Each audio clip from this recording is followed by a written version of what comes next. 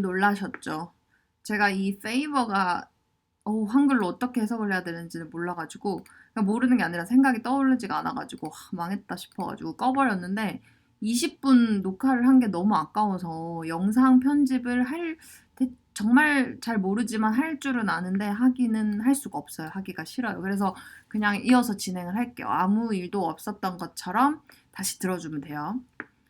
뭐 화가 나면 어쩔 수 없어요. 미안합니다. 이 과학적인 방법으로 실험 수행한다. 여기서 이제 과학적인 방법이 무엇이냐?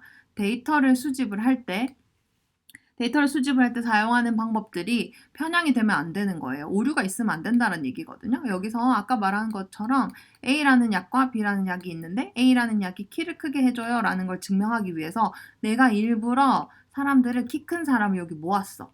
그럼 이거는 바이어스드 된 거거든요. 편향이 되어 있어요. 그래서 편향이 되어 있는 식으로 하면 이건 과학적이지 않게 되는 거죠. 그래서 편향이 되어 있지 않게 공정하게 unbiased 된 방법으로 데이터를 모아야 하고 두 번째는 그 데이터의 수집이 신뢰가 있어야 한다. reliable 해야 한다라는 거죠. 그래서 어떤 전문적인 다른 사람이 이 관찰을 했을 때, 이 효과를 확인을 했을 때 똑같은 결과를 얻을 수 있어야 한다. 그러니까 중복돼서 리피트가 이 실험의 결과가 반복이 될 수 있는 그런 방법이어야 한다라는 거죠. 이제 실험을 진행을 할 때 알아야 되는 주요 개념들이 있는데 실험이라는 건 우선 무엇이냐? 내가 가설적으로 생각하는 원인과 결과에 대한 잘 컨트롤된 테스트다 정도로 이해를 해주시면 되고 이제 더 중요한 것은 independent variable과 dependent variable입니다. 여기서 independent variable은 독립 변수인데 이 독립 변수는 무엇이냐? 이것은 내가 생각하기에 가설적으로 얘가 원인이다 라고 생각하는 것이 바로 독립 변수입니다. 그리고 이 독립 변수를 연구자들이 되게 열심히 조작을 해주는 변수가 바로 독립 변수예요. 이 독립 변수를 변형을 시켜주거든요. 변화를 시켜줍니다. 뒤에 예시에서 말씀을 드릴게요. 그리고 dependent variable은 종속 변수라고 하는 거고, 그러니까 종속이 되어 있는 거죠. 이 독립 변수에 가설적으로 이렇게 영향을 받을 거다. 라고 하기 때문에 종속 변수가 되게 됩니다. 이것은 가설적으로 어떤 효과가 발생을 하는 것일 거다라는 거죠. 어떠한 원인의 결과로서 나오는 그런 변수가 종속 변수이다라고 하게 됩니다. 그래서 이게 결국은 만약에 이 가설이 맞았다면 독립 변수에 의해서 이 종속 변수가 결국은 변화되게 되는 거죠. 디펜드 온 하게 되는 겁니다. 예를 들면 가설을 한번 봅시다. 이 가설은 테스트 가능한 스테이트먼트여야 하는 거죠. 영어 그 해석을 한번 찾아보고 테스트가 가능한 스테이트먼트여야 하는데 그러니까 recall of childhood event는 lack of sleep에 의해서 줄어들 것이다. 그러니까 즉 수면이 부족할 경우에 그 어린 시절의 기억을 떠올리는 것이 줄어들 것이다 라는 가설을 세웠어요. 이건 테스트 가능하죠. 그래서 가설이라고 할 수가 있고 그럼 여기서의 독립 변수는 수면 부족이죠. 그러면 수면 부족이 어린 시절 기억을 떠올리는 것을 감소시킬 것이다. 그러면은 이 수면 부족에 의해서 어린 시절 기억의 리콜이 달라지게 되는 거니까 이게 종속 변수가 되게 됩니다. 이건 참 쉬운 개념인데 정확하게 알아두셔야 돼요. 그리고 그러면 이제 실험 그룹과 통제군이 나오는 거죠. 실험군, 통제군이라고 얘기를 하는데 실험군은 내가 생각하는 원인이 존재하는 그룹이에요. 통제군은 내가 생각하는 원인이 존재하지 않는 그룹이에요. 지금 이런 실험 같은 경우에는 수면 부족이 뭐예요? 독립 변수죠. independent variable이기 때문에 IV 독립 변수이기 때문에 실험군은 수면 부족이 있는 그룹인 거고 통제군은 수면 부족이 없는 그룹이다 라고 생각을 해줄 수가 있습니다. 그러면 이 두 그룹 간의 차일드드 메모리가 어떻게 다른지를 비교하면 되겠죠? 근데 여기서 이제 봅시다. 여기서 이제 실험을 어떻게 들어가냐. 그럼 어떻게 되겠어요? 그러니까 수면 부족이 있는 사람을 모으고 그 다음에 수면 부족이 없는 사람을 모아서 얘네 둘 간의 차일드드 메모리를 비교를 해도 물론 된다고 생각을 할 수 있겠지만 더 컨트롤을 잘 하기 위해서는 사람들을 그냥 모아요. 비슷한 사람들을 수면의 그 시간이 똑같은 그런 사람들을 모은 다음에 이 중에 랜덤으로 이렇게 골라요. 랜덤으로 몇 사람을 골라서 이 사람들의 수면 부족을 만드는 거죠. 잠을 못 자게 만들어내는 그런 방법이 있을 수 있죠. 그래서 여기서 쓰는 방법이 바로 무선할당, 랜덤 어사인먼트, 이게 랜덤 어사인먼트인데, 그러니까 똑같은 사람들을 모은 다음에 그 사람들을 실험군과 통제군으로 무선적으로 배정을 하는 방법을 랜덤 어사인먼트다라고 얘기를 하게 됩니다. 그래서 어떤 사람이 이 각각의 집단에 할당이 될 그런 확률을 똑같이 만들어주는 거죠. 똑같이 만들어주는 그런 할당 방법이 무선 할당 방법이고, 그리고 메저먼트 같은 경우에는 어떤 변수의 수치를 제공을 하기 위한 시스템이다라고 생각을 하면 됩니다. 그래서 측정 도구가 되게 되는 거죠.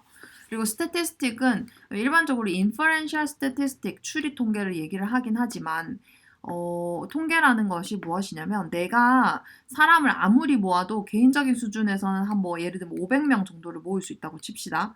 그러면 수면 부족이 어린 시절 기억을 낮춘다, 기억의 리콜을 낮춘다라는 걸 증명하기 위해서 500명을 모았어요. 근데 우리나라 인구 5천만 명이에요. 내가 이 5천만 명을 다 알 수가 없죠. 그러면은 이 모집단 중에 내가 500명만 모아가지고 이 500명만 있는 사람들을 통해서 내가 알 수 있는 데이터는 이 500명 데이터뿐이잖아요. 그래서 이 데이터를 통해서 이 5천만 명이 어떤 경향을 보일지 혹은 요 나이 또래 사람들이 어떤 경향을 보일지를 추리를 해내는 거예요. 인퍼런셜을 해내기 때문에 이제 그걸 추리 통계 혹은 뭐 통계라고 얘기를 하게 됩니다. 근데 통계에는 이제 추리 통계랑 기술 통계가 다 들어가 있기 때문에 일반적으로는 inferential statistics를 이렇게 네 표본을 통해서 모집단을 추측하는 거를 이제 추리 통계라고 얘기를 하죠. 이걸 봅시다. 그러면 이제 이거 가설이고, 그럼 이제 사람들을 모아요. 그 다음에 무선 할당을 해서 실험군과 통제군으로 구분을 하게 되는 거고, 이 실험군은 사람들이 잠을 못 자게 만드는 거죠. 잠을 못 자게 만들어서 이 차일드후드 메모리가 어떻게 달라지는지를 측정 도구를 통해서 측정을 하게 됩니다. 그리고 통계를 통해서 이 두 그룹이 정말 차이가 있는지, 그리고 이 두 그룹의 차이가 전체 모집단으로 이제 적용을 해볼 수가 있는지를 한번 통계를 통해서 확인을 하게 되는 거죠. 근데 더 좋은 거는 처음에 이렇게 사람들을 모았어요. 그리고 그 수면 부족을 만들어내기 전에 차일드후드 메모리를 이제 기억력의 차이가 없는지를 이걸 독립변수를 조작하기 전에 먼저 확인을 하면 좀 더 컨트롤이 될 수가 있겠죠. 근데 여기서의 또 문제는 그러면 차일드후드 메모리를 이전에 한번 측정을 하고 또 측정을 하니까 반복 측정에 문제가 생기니까 이런 것들을 고민을 하면서 실험을 설계를 하게 됩니다. 이제 여기서 또 중요한 내용이 나오는데 상관과 인과를 정확하게 구분을 해주셔야 돼요. 여기서 보면 이게 이제 봅시다. 만약에 그러면 뇌가 손상이 되는 건 안면 실인증을 유발을 할까요? 라는 이런 질문이 생긴 거예요. 아마도 뇌를 손상시키면 안면 실인증이 생길 거다라고 생각을 해볼 수가 있죠. 근데 이렇게 됐을 때는 이런 연구 문제는 우리가 실제로 연구를 할 수가 없습니다. 왜냐하면 뇌를 파괴를 시켜야 하잖아요. 특히 인간의 뇌를 파괴를 시키는 것은 이 생명윤리위원회라는 IRB라고 줄여서 얘기를 하거든요. 이 IRB에서 승인을 당연히 내주지 않죠. 인간의 뇌를 내가 파괴시키겠다라고 하는데 그게 당연히 윤리적으로 어긋나기 때문에 이런 연구는 할 수가 없게 되는 거죠. 그래서 내가 할 수 있는 연구는 무엇이냐. 이런 경우에는 어떤 뇌의 특정 부분이 손상된 사람들을 모아서 그저 관찰을 하는 것일 뿐이에요. 무슨 말인지 아시겠나요? 그러면 이 둘 간의 상관관계를 알게 되지 이 둘 중에 무엇이 원인이고 결과인지를 우리는 이 한 번의 실험만으로는 추측을 해내기가 쉽지가 않은 거죠. 그래서 이런 관찰을 그냥 observe하게 되는 것은 관찰만 하게 되는 것은 상관을 알려주지 인과관계는 알려주지 않는다라는 것을 알아주시면 됩니다. 상관계수 같은 경우에는 여러분들 뭐 이건 통계 시간이 아니니까 간단히만 넘어가면 이거는 부적 상관, 이렇게 생긴 건 적적 상관인데 상관계수는 1에서 마이너스 1까지를 보이고 이게 각각의 한 명 한 명에서 나온 수치예요. 그 수치들을 봤을 때 이게 퍼져 있는 정도가 많아질수록 상관계수가 낮아져요. 상관계수의 절대값이 이제 낮아지게 되는데 이게 퍼져 있지 않고 이렇게 쪼무라들게 되면은 이 상관계수가 높아지게 되는 거죠. 이게 이제 상관계수고 이제 상관과 인과를 정확하게 한번 구분을 해보면 상관 같은 경우에는 이게 뭐가 원인이고 뭐가 결과인지 이 관계를 파악을 해낼 수가 없습니다. 상관관계, 상관 연구를 통해서는 그냥 그저 관찰하는 연구 혹은 설문 연구만을 통해서는 이 상관관계, 인과적인 관계를 확인을 해낼 수가 없고 상관관계만 확인을 할 수가 있고 오직 실험 연구를 통해서만 원인과 결과를 파악을 할 수가 있게 되는 거죠. 즉 원인을 변화를 시켰더니 결과가 어떻게 나왔다. 과학적인 측정을 통해서 그렇게 되게 되면 이것이 실험 연구가 되게 되는 거고 실험 연구를 통해서만 이 원인과 결과를 파악을 할 수 있게 됩니다. 이거 보세요. 이 예시가 되게 유명한 예시 중에 하나예요. 신발 사이즈와 수학 능력, 수학 점수 간에 관계가 있더라 라고 생각을 하는 거죠. 이거는 신발 사이즈와 수학 성취는 둘이 상관관계가 있는 거지 인과관계가 있다라고 이해를 해볼 수가 없어요. 인과관계가 있다라고 이해를 하면 하나가 하나의 원인이 되어야 되는데 그러면은 신발 사이즈는 수학 성취의 원인일 것이다 라고 얘기를 하면 내가 실제로 요 발을 늘려요. 그냥 원래는 뭐 160이다가 160 신발 사이즈 200 얼마인가? 250. 그러네요. 키랑 헷갈려. 예를 들면 내 신발 사이즈가 240이에요. 그러면 신발 사이즈가 지금 240일 때는 수학 점수가 뭐 50점이었어요. 그럼 내가 이거를 발을 막 잡아 당겨서 늘려. 막 한 1년 동안 엄청 발을 늘렸어요. 그러면은 수학 점수가 70점이 되겠다라는 게 된다라는 게 바로 인과관계적인 해석인데 이건 불가능하죠. 그냥 생각을 해봤을 때도 이건 난센스가 되는 거죠. 그러니까 얘네 둘 간의 관계는 상관관계이지 인과관계다라고 얘기를 할 수는 없습니다. 얘도 신발 사이즈의 원인이 될 수 없죠. 수학 점수가 발 사이즈를 늘린다? 뭐 이것도 말이 되지 않습니다. 그래서 둘 다 원인이 아닌 거죠. 각각의. 그러면 이 상관이 생긴 이유는 뭘까요? 어쨌든 신발 사이즈와 수학 점수 간에는 관련이 있어요. 그 이유는 바로 연령이라는 나이, 제3의 변수가 얘에도 영향을 주고 얘에도 영향을 주고 있어서 그런 거죠. 그러니까 즉 연령이 얘랑도 관련을 가지고 얘랑도 관련을 가지고 있기 때문에 제3의 변수가 그래서 얘네 둘 간의 관계가 이렇게 생겨나게 됐다라고 생각을 해볼 수가 있습니다. 요걸 봅시다. 인과관계를 이해를 하려면 꼭 실험을 수행을 해야 하는 거죠. X가 Y에 영향을 준다. 보통 화살표를 그리고 상관관계는 양쪽 화살표를 그림으로써 표시를 하는 거죠.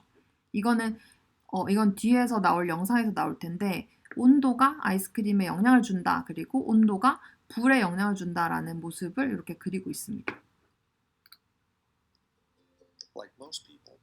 이게 약간 영어 듣기 같은데 소리가 잘 안 들릴 텐데 제가 핵심 내용은 그냥 중간중간에 설명을 드릴게요. I enjoy a tasty scoop of ice cream, especially Oreo blizzards. But what few people realize is how dangerous a treat ice cream has become. First, there's the issue of obesity. Second, there are higher crime rates. Third, there's the loss of life due to a rise in the number of drowning deaths.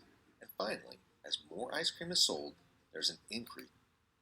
뭐 예를 들면은 요 관계가 보인다라는 거죠. 뭐 아이스크림의 판매량과 뭘 해볼까? 아이스크림의 판매량과 이 crime rate, 그러니까 범죄가 발생하는 비율이 관련이 있다는 거예요. 그러면 얘네가 지금 원인과 결과라고 해석을 할 수가 있을까요? 예를 들면 아이스크림을 먹으면 폭력적으로 변해서 크라임을 많이 저지른다? 범죄를 많이 저지른다? 그렇게 생각해볼 수가 없죠. 그래서 아이스크림과 이 크라임 레이트 간의 관계는 상관관계다라고 이해를 해야 하죠. And forest fires. Given these indisputable facts, I need you to support my vision of an ice cream-free world. While banning ice cream trucks from entering your neighborhood may sound far-fetched, when it comes to problem solving, a common issue is misunderstanding the difference between correlation and causation. This misunderstanding can influence our decisions, sometimes with serious consequences that ripple throughout a community. 그러니까 상관과 인과를 제대로 모르고 그냥 일상을 살다 보면은 되게 문제 해결을 잘못할 수가 있는 경우가 되게 많아요. 이게 원인 A라는 원인이 B에 영향을 안 주는데도 막 A를 변화시키고 이럴 수가 있거든요. Correlation is when two things are related, but one does not cause the other. Usually this means the two are in some way related to a third factor, but not always. If you have a big enough pile of data, you can find plenty of relationships that are purely coincidental. like the strong relationship between the sale of margarine and divorce rates in the state of Maine. With the sale of ice cream, the third factor is weather. When it is hot outside, people buy more ice cream. They are more likely to go for a swim, and there is a general increase in people out and about enjoying the weather, helping improve conditions for crime to take place, as well as the dry conditions associated with forest fires. 요 예시에서 보시면 아시겠지만 이 아이스크림 판매와 불 나는 것은 서로 상관관계가 있는 거예요. 상관관계가 있게 되는 거고 이 둘이 뭐 하나의 원인이 된다든지 뭐 불 나는 게 아이스크림 판매의 원인이 된다는지가 아닌 거죠. 그래서 얘네 둘이는 그냥 관련이 있다라고만 얘기를 할 수가 있고 그럼 얘네 둘이랑 관련이 생긴 이유는 더운 날씨 때문이라는 거죠. 날씨가 더우면 이게 원인이 돼서 아이스크림 판매량을 늘리고 날씨가 더우면 건조하기 때문에 불이 많이 나게끔 만든다는 거죠. 그래서 상관관계는 항상 그런 건 아니지만 제3의 변인에 의해서 생겨날 수가 있는 거죠. 얘네들 간에 이 둘 간의 상관관계가 그 얘기를 해줬습니다. A note of caution. There's a growing trend in our digital world called data dredging. This is using analytics to sift through mountains of data, hoping to find useful relationships. 이건 Instead of 넘어갈게요. a problem in search of a solution, dredging data is a solution looking to find a problem. All of what I've just discussed about correlations does not mean that finding a correlation is without value. In fact, correlations are a vital part of helping us move to the next step, the discovery of causation.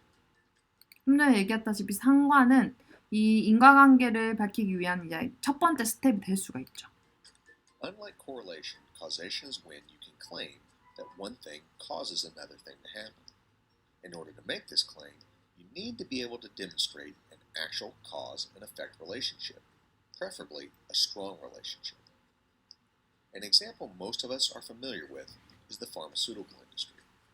In order to make the claim that a particular drug causes a certain effect, such as lowering your cholesterol or growing hair, the FDA requires companies support those claims, putting the drug through a 4-phase, 12-step process that takes approximately 12 years.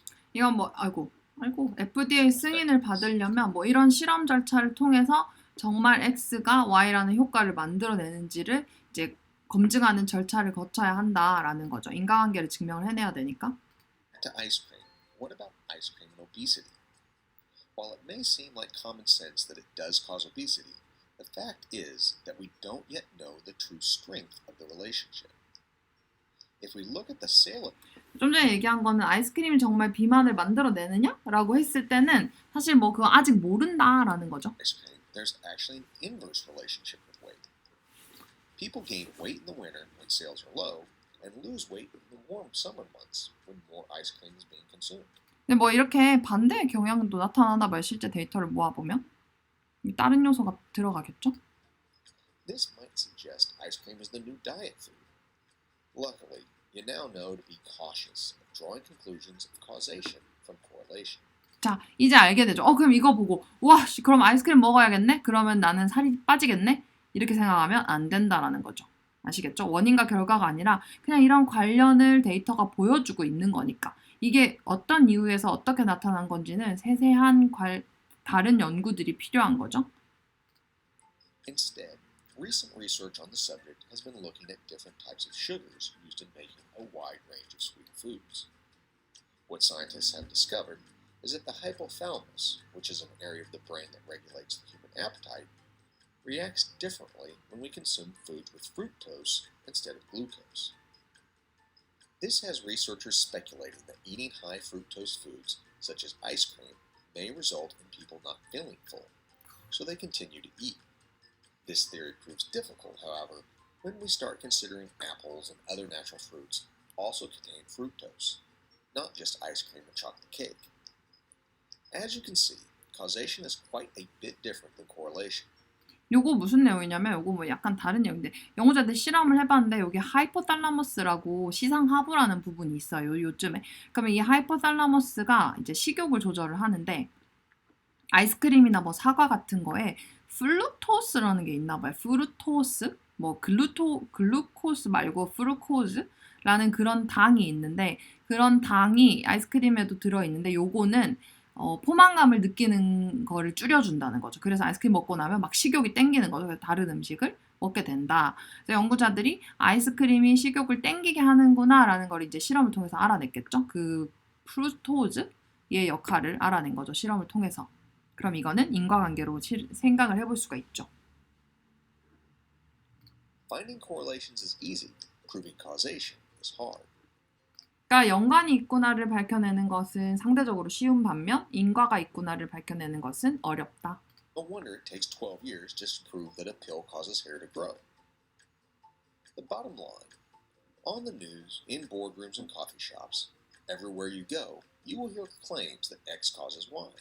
From politics to the weather, from the stock market to personal relationship, it is human nature to try and explain things, to create stories that make sense. Just keep in mind, as you hear a claim of what causes what, that correlation is not causation. 이거 정말 중요하죠. 코릴레이션은 커제이션이 아니에요. 그래서 아까 앞에서 얘기했다시피 우리의 일상의 정말 많은 부분들에서 이 잘못된 해석을 하는 경우가 많아요. A 하면 B 하더라. 뭐 이런 경우가 되게 많거든요. 뭐 교수님한테 웃으면서 인사하니까 나가 성적을 잘 받았어. 뭐 이런 식으로. 근데 이게 지금 제대로 된 원인이 아닐 수가 있는 거죠. 뭐 예를 들면 뭐 조언을 할 때 너가 이렇게 A라고 행동을 하면 B라는 일이 일어날 거야 라는 얘기를 우린 정말 많이 하는데 그게 그저 상관일 수가 있는 거죠. 그냥 관련이 있었던 나만의 경험일 수 있다라는 거를 항상 keep in mind 해주셨으면 좋겠습니다. 이걸 한번 읽어보시면 되고 critical question은 나중에 다시 생각을 해볼게요. 여기까지 하도록 하겠습니다.